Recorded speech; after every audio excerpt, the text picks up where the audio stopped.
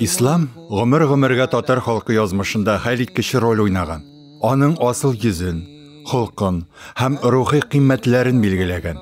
Татарстан диния нәзарәте үзенең максатларын шушы бәһасез олы мирасны җуймыйчы халыкка җиткерү, динебезнең асыл мәгънәләрен аңлату, мәшһүр татар-мөселман мирасын кайтаруда күрә. Узган 8 елда булдырылган һәм соңгы 4 елда дәвам иттерелгән башлангычларда әнә шуңа юнәлдерелгән иде.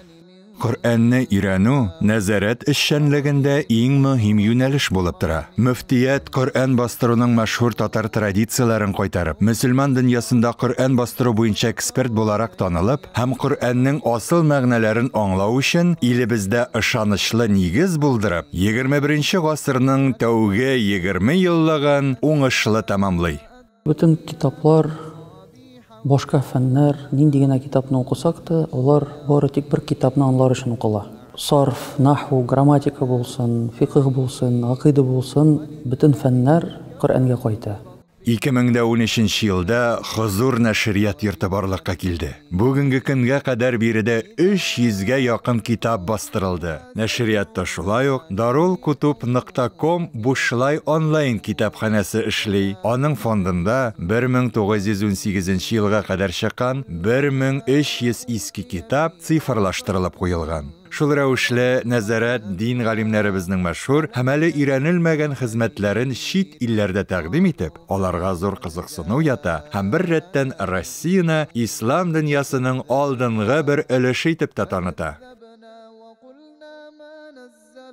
Һәр бер фән буенча безнең татар галиме тарафыннан бастырылган яисә язылган китапларыбыз бар. Аллаһка шөкер.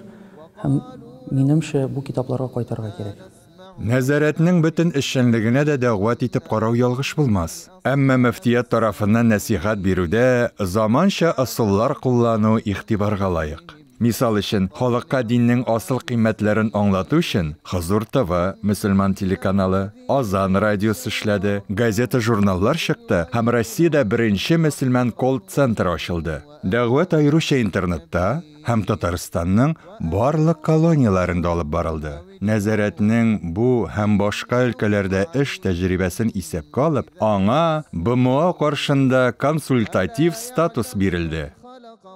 Соңгы 4 еллыкта Татарстанда мөселман мәгарифе күп баскычлы система буларак формалашып бетте. Хәзер республикада дини гыйлемне ислам нигезләреннән алып академик дәрәҗәгә кадәр истәргә мөмкин. Моннан тыш дини нәзарәте фәнни үзәк дәрәҗәсендә дә үз эшен дәвам итә. Бу аеруча фәтвалар чыгаруда, исламның классик ядкарларын тәрҗемә итүдә, фундаменталь хезмәтләр әзерләп бастыруда чагылды.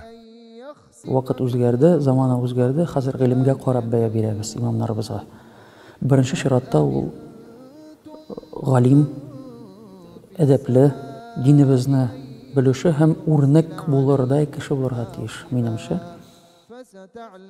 Динебезне иң күркәм яктан күрсәтү өчен нәзарәт киң кылычлы хәйрия эшчәнлеген җәелдерде. Авыру балаларны дәвалады, мохтаҗларга матди һәм азык-төлек белән ярдәм итте.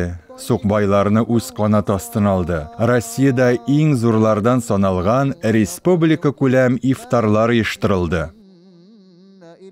Нәзарәтнең яшьләр сәясәте Коръән кыйммәтләрендә тәрбияләнгән яшь һәм гыйлемле, ихтирамлы, югары әхлаклы, актив, бүгенге заман белән бергә атлаучы шәхесләр тәрбияләүгә юнәлтелгән. Соңгы 8 ел эчендә шушы максатлардан чыгып, мөфтият тарафыннан яшьләр өчен 100гә якын проект гамәлгә ашырылды. Туган тел Аллаһтан аманат. Шушы нәсихәт нәзарәтнең соңгы 8 ел дәвамындагы эшчәнлегендә кызыл җип булып сузылды. Бүгенге көндә мөфтиятның бөтен эшчәнлеге мәчетләрдә татар телле мөхитне үстерү, татар телен өйрәтү, татар дини мирасын популярлаштыру, татар мөселманнары арасында дини милли үзаңны тәрбияләү, татар мөселман гореф-гадәтләрен тарату күзлегеннән чыгып башкарыла. Димәк, безнең милләтебезне, халкыбызны бары тик ислам саклады. Кем нәрсә әйтсә дә. Ягъни ислам булмаса, татарлык та калмас.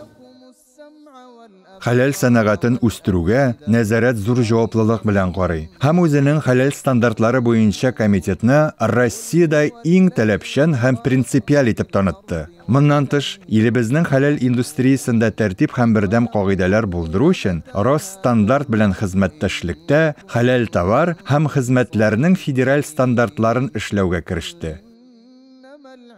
Дум РТ Хаҗ Татарстанда рәсми хаҗ операторы булып тора. Ул Россиядә хаҗны Хәнәфи мәзһәбе кысаларында оештыручы бердән-бер оператор. Узган хисап чорында республика мөселманнарын алдан гыйлем ягыннан әзерләүне дә күздә тотты.